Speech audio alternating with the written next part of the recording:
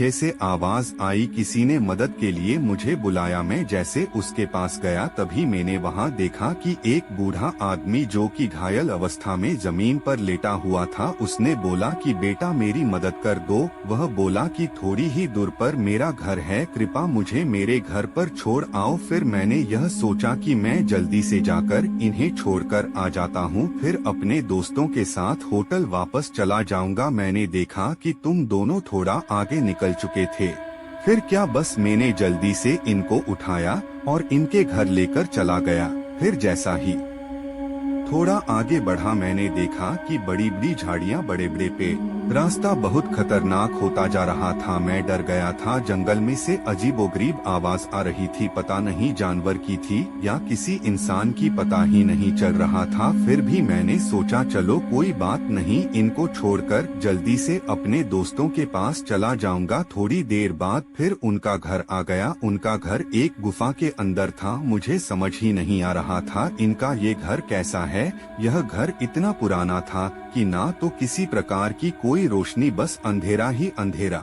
एकदम अजीब सा घर देखकर मैं घबरा गया। मैं तो बस अजित रह गया। फिर मैं उनको छोड़कर जैसे ही वहां से चला, मैंने सुना कि अचानक से कुछ आवाज हुई है। मैं घबरा गया। मैंने पीछे मुड़कर देखा तो वह घायल आदमी खड़ा हुआ था। उसने जोर से मेरे सर पर कुछ मारा। मुझे कुछ समझ ही नहीं आया कि हुआ क्या, बस मैं बेहोश हो गया। मुझे बहुत देर बाद होश आया तो मैंने अपने आप को एक कमरे में बंद पाया। पता नहीं कैसे मैं इस कमरे में आया, मुझे कुछ याद नहीं था।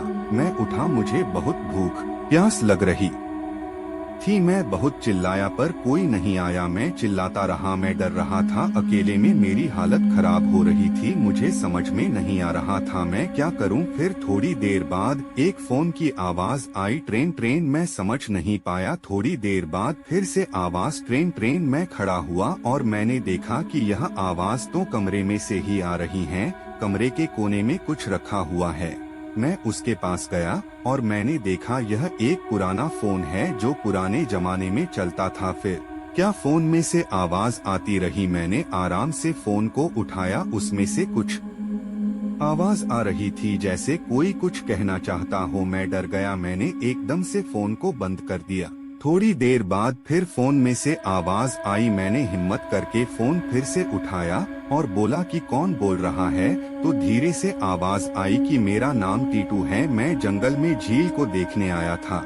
और फिर अंकल ने मुझे अपनी मदद के लिए बुलाया और मुझे यहाँ बंद कर दिया था। मैंने बाहर निकलने की बहुत कोशिश की पर मैं नहीं निकल पाया। एक बार कमरे का दरवाजा खुला हुआ था। मैंने बाहर निकलने की कोशिश की तो मैंने देखा अंकल दरवाजे पर ही एक कुर्सी पर बेल्ट को अपने हाथ में लिए बैठे हैं